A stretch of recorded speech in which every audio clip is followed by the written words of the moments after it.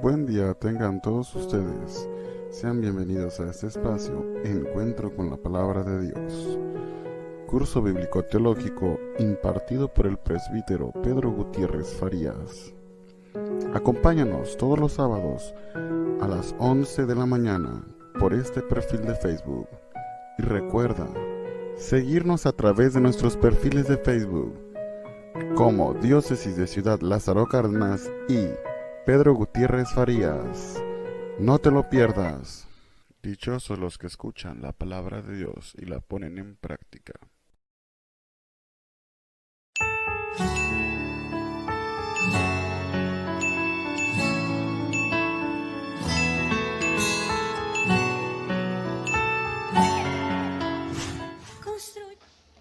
Muy estimados hermanos, pues hoy les damos la más cordial bienvenida aquí en este programa de encuentro bíblico. Es un curso bíblico llamado Encuentro con la Palabra de Dios.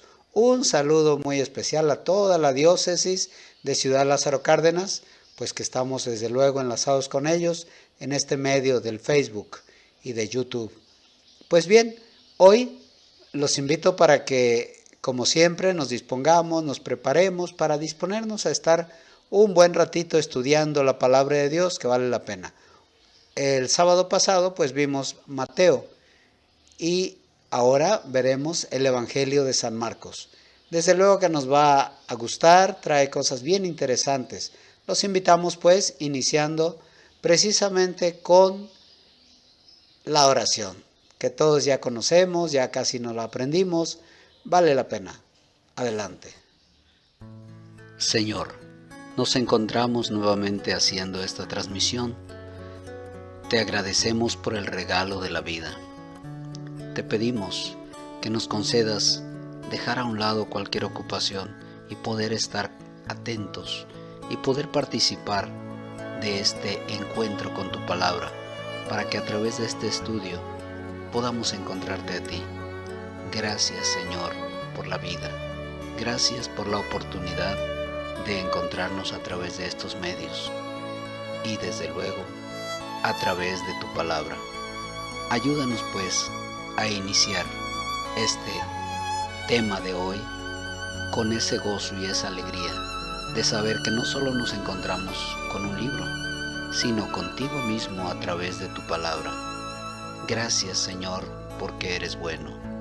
Pedimos que nos asista la luz de tu Espíritu Santo para que podamos comprender mejor tu palabra. Que nos asista nuestra Madre, la siempre Virgen María, para que ella siempre esté abogando por nosotros sus hijos. Ella siempre lo ha dicho, hagan lo que Él les diga. Y por eso ahora queremos comprender tu palabra para que realmente hagamos la voluntad de Jesús. Que el Señor nos ayude rezando con devoción el Padre Nuestro. Padre nuestro que estás en el cielo, santificado sea tu nombre. Venga a nosotros tu reino. Hágase tu voluntad en la tierra como en el cielo. Danos hoy nuestro pan de cada día. Perdona nuestras ofensas, como también nosotros perdonamos a los que nos ofenden. No nos dejes caer en la tentación, y líbranos del mal. Amén.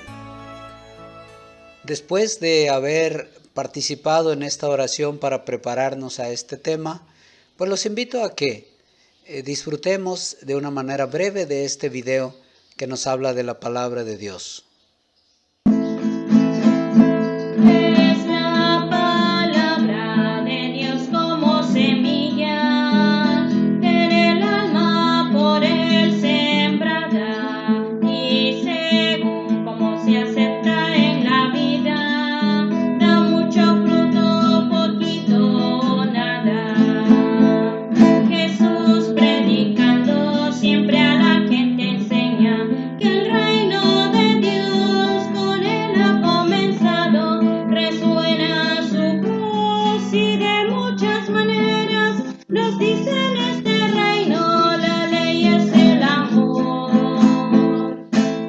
Bien, pues ahora sí nos disponemos para iniciar con nuestro tema, con estas diapositivas que nos van a hablar sobre el Evangelio de Marcos.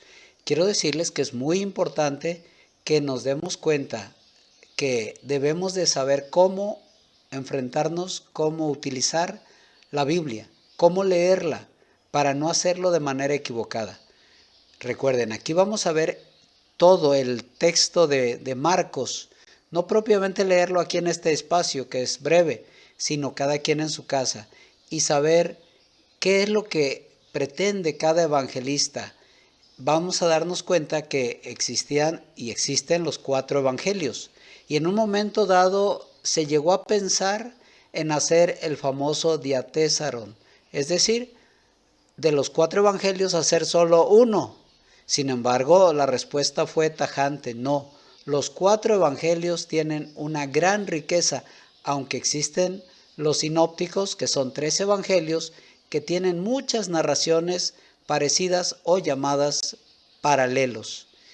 Cuentan lo mismo, sin embargo, cada uno presenta detalles especiales con toda la intención de dar un mensaje para sus oyentes, para quienes lean ese texto, para quienes fue creado en primer lugar.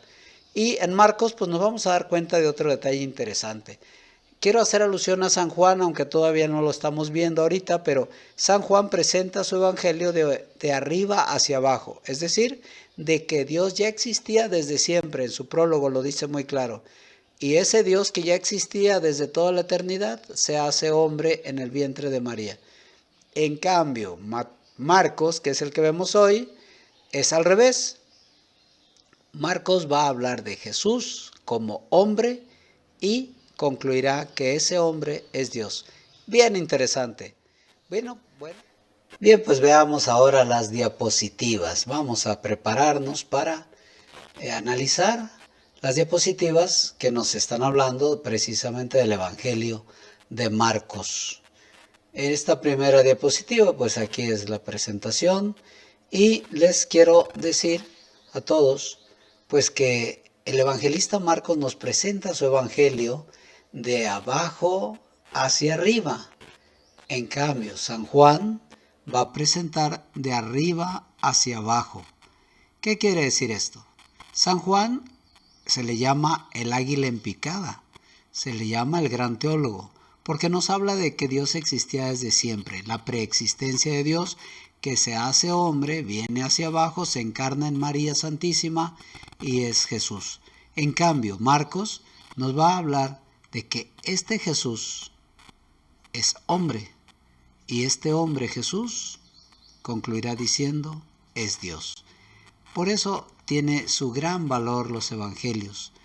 En el principio pues se pretendían otras cosas, juntar los 4 evangelios, etc. Sin embargo, sabemos que aunque hay los sinópticos, que ya hemos hablado de ellos, que mencionan pasajes casi iguales, paralelos que le llamamos, sin embargo cada uno tiene su gran riqueza. Marcos, pues vamos a analizar un poquito más el Evangelio de Marcos. Veamos aquí qué es lo que nos dice Marcos. Con un vocabulario pobre y un estilo sencillo lleno de repeticiones y esquematismos, el autor manifiesta paradójicamente unas dotes extraordinarias de narrador y compositor.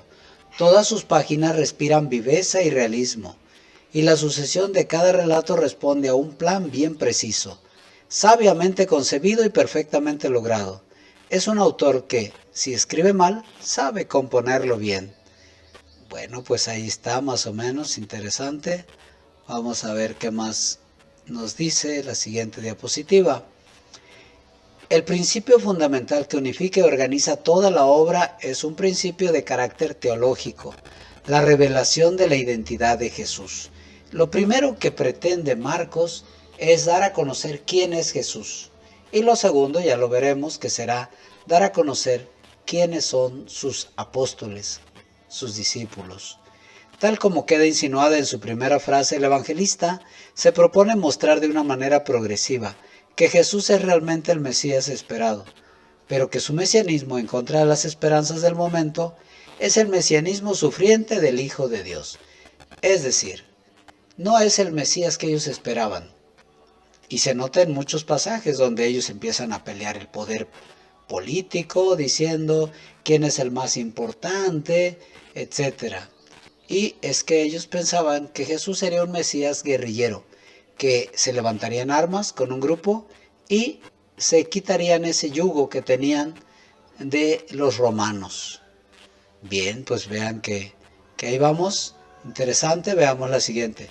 Después de un denso prólogo integrado por un tríptico que precede y prepara el ministerio público de Jesús, en Marcos 1:13.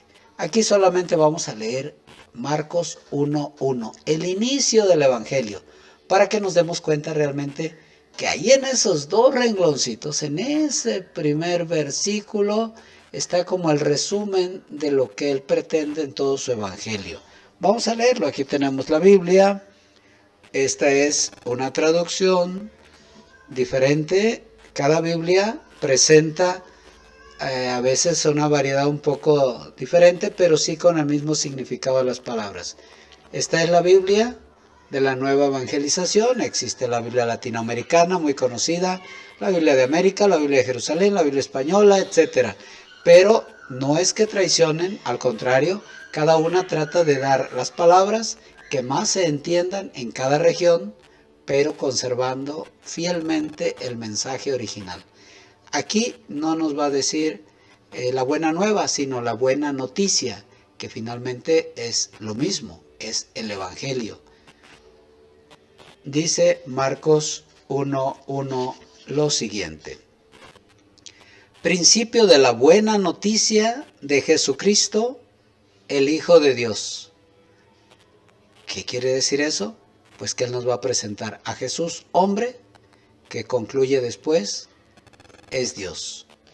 Bien, pues vamos a continuar. Dejamos aquí la escritura, la palabra de Dios, y continuamos. Una larga actividad magisterial y taumatúrgica, es decir, el maestro y el que hace milagros, centrada fundamentalmente en Galilea, permitirá al primero de los discípulos reconocerle y confesarle como Mesías en Cesarea de Filipo.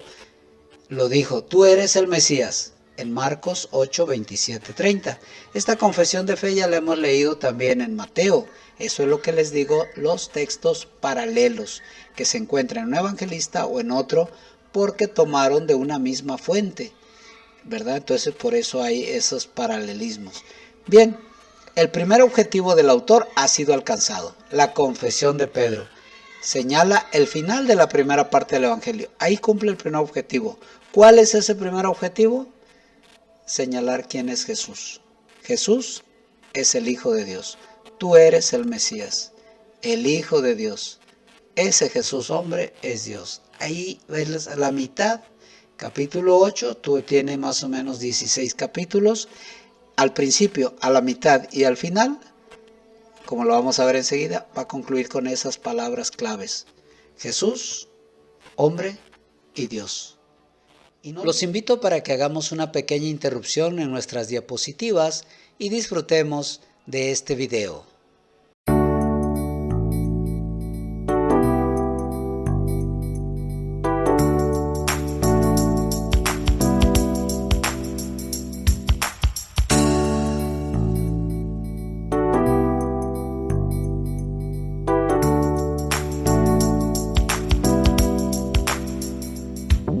Santa Biblia para mí, eres un tesoro aquí.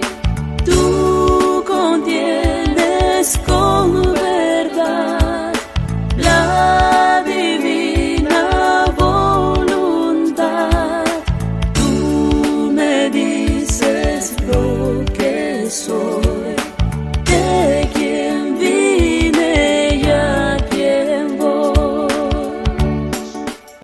Y no olvidemos nunca que desde el principio de la iglesia han existido las famosas herejías, donde algunos, como el arrianismo, como el docetismo, donde han querido quitarle alguno de los aspectos importantes de Jesús, de su naturaleza. Algunos dicen que Jesús no era Dios, otros que era solo apariencia, otros que algún espíritu se había metido en el cuerpo de Jesús, etc. Puros fallas, errores que la iglesia desde un principio defendió con gran valentía para mantener la fe adecuada, la fe correcta, la fe de nuestra iglesia. Bien, continuamos. Pero esta confesión no podía quedar sin precisar y completar el título de Mesías. Además de no poseer entonces una significación unívoca, no reflejaba todavía de manera exhaustiva el misterio de la identidad de Jesús. Sobre el carácter específico de ese mesianismo de Jesús, sustentado sobre su condición de Hijo de Dios, girará toda la segunda parte del Evangelio. Bien, ahora en la segunda parte va a hablar sobre Jesús como el Hijo de Dios. Les recuerdo, al decir Hijo de Dios, no como dicen los hermanitos separados, que no es Dios, no. Un hijo de un gato es un gato, un hijo de una persona es persona. No porque se utilice la palabra hijo quiere decir que no sea esa persona. Jesús es Dios. Ese es un título honorífico, incluso se les llegaba a decir a los emperadores hijos de Dios, pero el único Hijo de Dios llamado así con ese título es Jesús, el cual también nos manifestó, el Padre y yo somos uno, es una unidad total, Dios es un solo ser en tres personas distintas, el misterio de la Trinidad, de la Santísima Trinidad. Bien, continuamos con la siguiente diapositiva. Orientada primero hacia Jerusalén y centrada después en Jerusalén, llega a su punto culminante en la confesión del centurión romano a los pies de la cruz. Aquí es lo que les decía.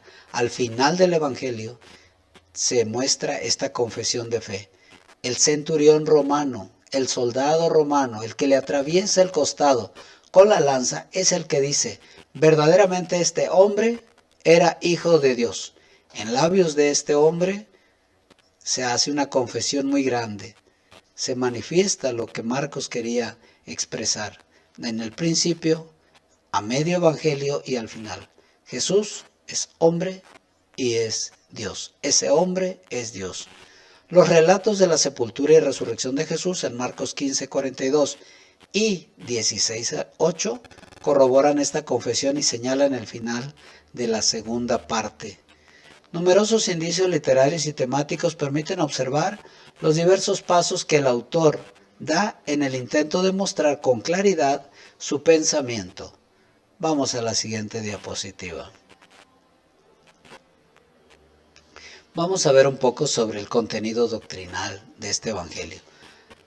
La configuración literaria del Evangelio permite percibir con facilidad que la clave unificadora del mismo es la cuestión de la identidad de Jesús.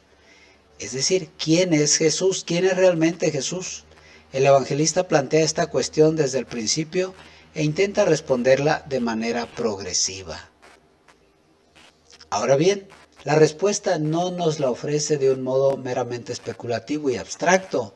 La ofrece presentando a Jesús en continua relación con un grupo concreto de personas, entre las cuales adquiere un relieve singular. Es el grupo de sus discípulos.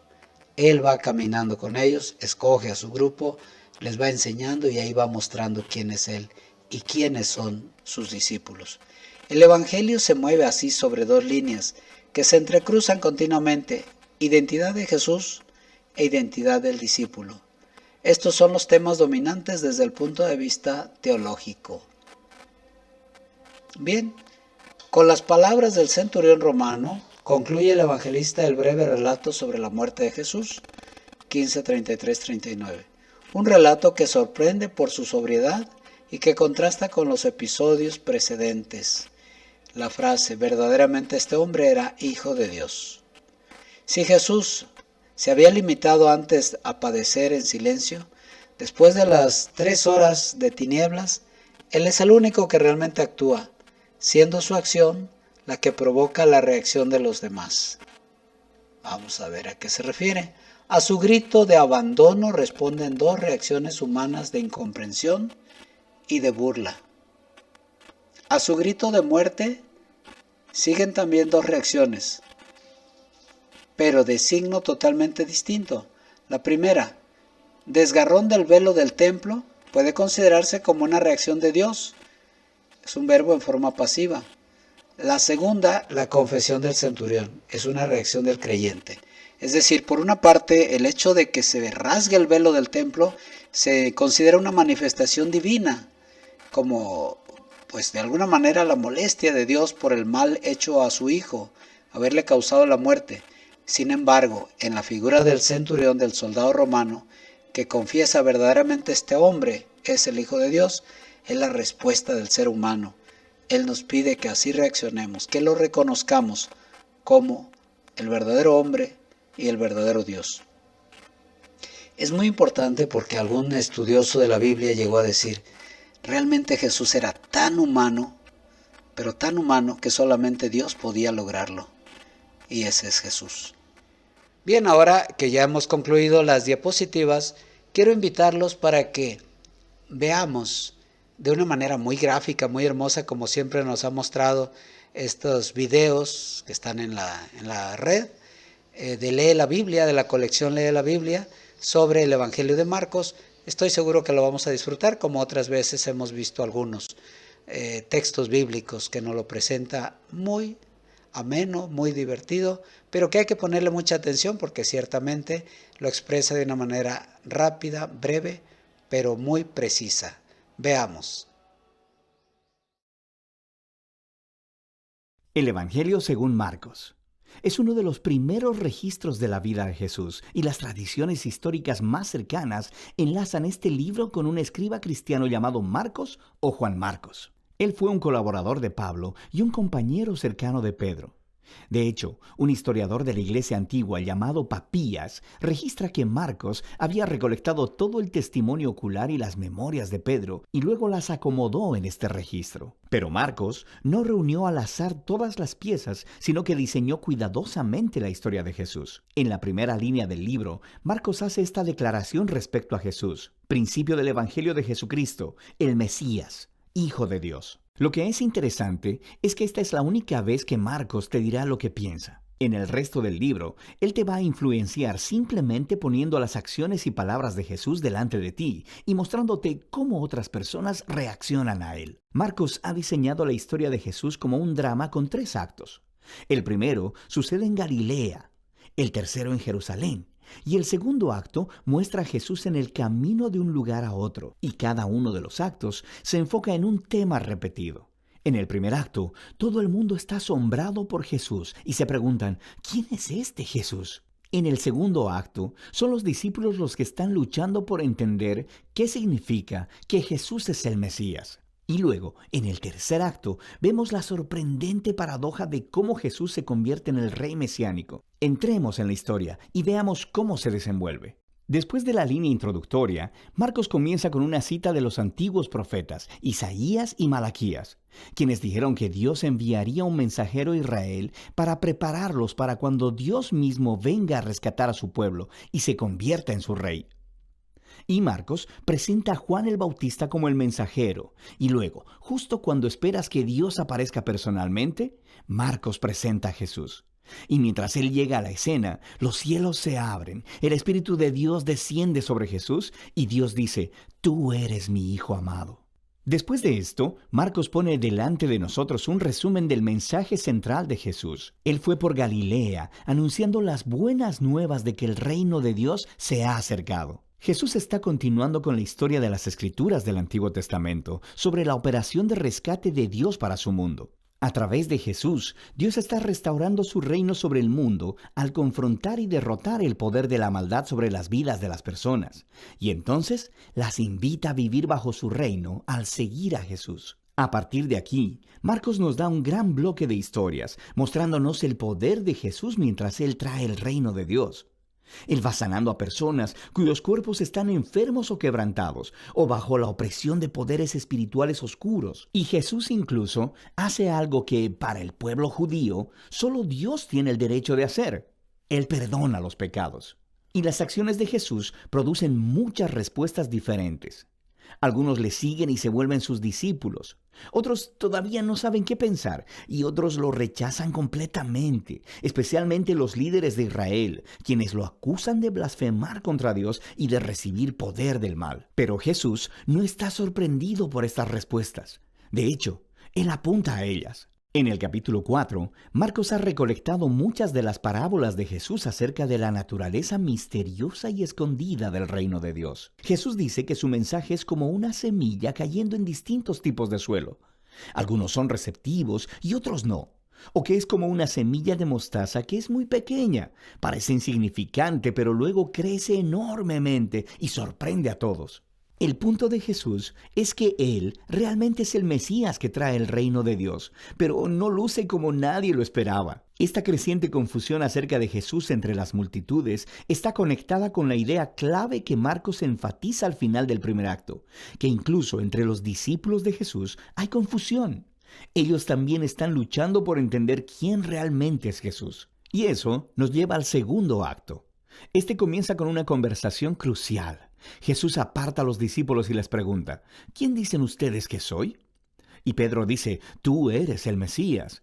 Pero luego queda claro que Pedro quiere decir que Jesús es un rey militar victorioso, del linaje de David, que rescatará a Israel de los romanos. Pero para Jesús, ser el Mesías significa que Él es el rey, siervo sufriente de Isaías 53, quien traerá el gobierno de Dios entregando su vida en Jerusalén. Y los discípulos no lo entienden. Ellos piensan que seguir al Rey Jesús significa ser famosos e importantes. Y Jesús deja claro que seguirle, en realidad, significa morir, como cargar tu propia cruz. Significa rechazar la violencia, el orgullo y el egoísmo, y entregar tu vida a favor de otros en actos de servicio y amor. Él tiene la misma conversación con ellos 2 veces más. Y todo culmina en la importante declaración de Jesús de que el Hijo de Dios no vino a ser servido, sino para servir y para dar su vida en rescate por muchos. Los discípulos todavía no lo entienden, responden con miedo y confusión. Así que aquí, en el segundo acto, Marcos ha colocado otra historia clave que hace eco de la introducción del libro. Jesús toma a 3 de sus discípulos y los lleva a una montaña, y de pronto es transformado. Él está radiante, con luz y gloria, y una nube los cubre. Ahora, esto es justo como la gloria del Dios de Israel se mostró hace mucho tiempo en el monte Sinaí. Y luego, 2 profetas que estuvieron en la presencia de Dios en el monte Sinaí, Moisés y Elías, aparecen junto a Jesús mientras Dios declara de nuevo, «Este es mi Hijo amado». Al colocar esta historia en medio de todas estas conversaciones en el segundo acto, Marcos está haciendo una declaración asombrosa. Jesús, el Hijo de Dios, es la encarnación física de la misma gloria de Dios. Y en Jesús, el glorioso Dios de Israel se convertirá en rey al sufrir y morir por los pecados de su propio pueblo. Esta es una declaración misteriosa que confunde y asusta a los discípulos mientras dejan la montaña. Lo que nos lleva al tercer acto. Para la Pascua, Jesús hace una entrada pública real en Jerusalén. Las personas lo están alabando como el Mesías, y luego Él entra en el atrio del templo y ejerce su autoridad real al sacar a los ladrones y estafadores y deteniendo el sistema sacrificial. Entonces esto inicia una semana completa de debates entre Jesús y los líderes de Israel, condenando su hipocresía. Así que ellos preparan un plan para asesinarlo. Y Jesús le advierte a sus discípulos, prediciendo que Jerusalén y su templo serán destruidos en una generación, y que sus discípulos serán perseguidos como Él, hasta que Él regrese un día a traer el reino de Dios completamente sobre la tierra. Y todo esto lleva a la noche final. Jesús tiene su última cena de la Pascua con los discípulos, una cena simbólica que contaba la historia de la liberación de Israel a través de la muerte del Cordero de la Pascua. Y Jesús toma estos símbolos y les da un nuevo significado. Ellos apuntan a la liberación del pecado y la muerte, que sucederá a través de la muerte del Mesías, el siervo sufriente. A partir de aquí, la historia se acelera al arresto de Jesús, su juicio delante de los sacerdotes de Israel y el gobernador romano Pilato, y todo eso resulta en la crucifixión de Jesús, y culmina en una escena clave que encaja con las escenas importantes del primer y segundo acto, excepto que, esta vez, es oscuridad lo que desciende, y no una nube. Y en lugar de una voz divina del cielo, se escucha la voz de Jesús clamando antes de morir. Y luego, lo más sorprendente es que es un soldado romano que mira a Jesús morir, el que entiende y anuncia quién Jesús es. Este hombre era el Hijo de Dios. Él es la primera persona en la historia en reconocer la sorprendente declaración acerca de quién Jesús es. Él es el Hijo de Dios crucificado, quien es el Mesías, Jesús de Nazaret, quien murió por sus amigos y por sus enemigos. Después de esto, el cuerpo de Jesús es colocado en una tumba. Y en el primer día de la semana, 2 mujeres de entre sus discípulos vienen a la tumba y descubren que la tumba está vacía. La piedra había sido removida. Luego, un hombre angelical les informa que Jesús no está ahí, que se ha levantado de los muertos. Así que les ordena que vayan y les den las buenas nuevas a los otros discípulos. Jesús está vivo y que se encontrará con ellos en Galilea. Y las mujeres están asustadas. Marcos dice que ellas huyeron aterradas de la tumba y no hablaron con nadie porque tenían miedo. Y así es como termina el libro, con los discípulos de Jesús mostrando la misma clase de miedo y confusión con los que concluyeron el primer y segundo acto. Ahora, si miras en tu Biblia, verás que Marcos tiene un final más largo, donde Jesús aparece y habla con sus discípulos, pero seguramente también hay una nota que dice que ese final no es parte del libro original. Solo se encuentra en manuscritos más tardíos y menos confiables. Ahora, es posible que el final original de Marcos se perdió, o que Marcos nunca terminó de escribir su recuento. Pero es más probable que este final abrupto sea intencional para resaltar una idea. La historia completa se ha enfocado en la sorprendente aseveración que dejó perplejos a los discípulos de principio a fin. Esto es el sufriente, crucificado y resucitado Jesús, quien es el Mesías, el Hijo de Dios. Que el amor de Dios y su reino al revés son revelados en la medida en que Jesús murió por los pecados del mundo. Así que esta historia termina sin una conclusión y te obliga a ti, el lector, a luchar con esta extraña y escandalosa declaración acerca de Jesús. ¿Vas a huir como los discípulos? ¿O reconocerás a Jesús como tu rey y anunciarás las buenas nuevas? Solo tú puedes responder esa pregunta. Y de eso se trata el Evangelio de Marcos. No podemos dejar a un lado nuestra trivia tradicional. Vamos a hacernos 3 preguntitas y ahí en casa, por favor, con toda la familia hay que responder. A ver quién le atina a las 3 preguntas. Primero, el evangelista Marcos, ¿cómo nos presenta su evangelio? ¿De qué manera? ¿Ascendente o descendente? ¿De dónde parte su teología para presentar a Jesús? Segunda pregunta. Vamos a preguntarnos si más o menos recuerdan qué fue lo que dijo al final, en el capítulo 15, casi al final del evangelio.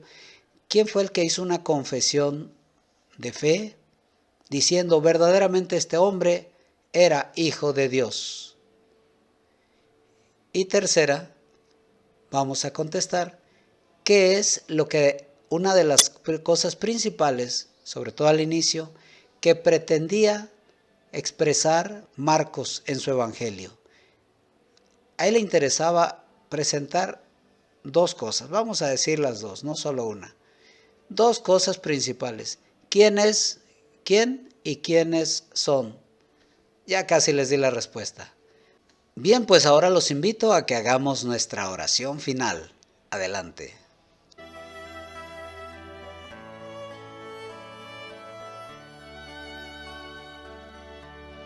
Señor, te damos gracias por habernos concedido transmitir este programa, este curso bíblico Encuentro con tu Palabra.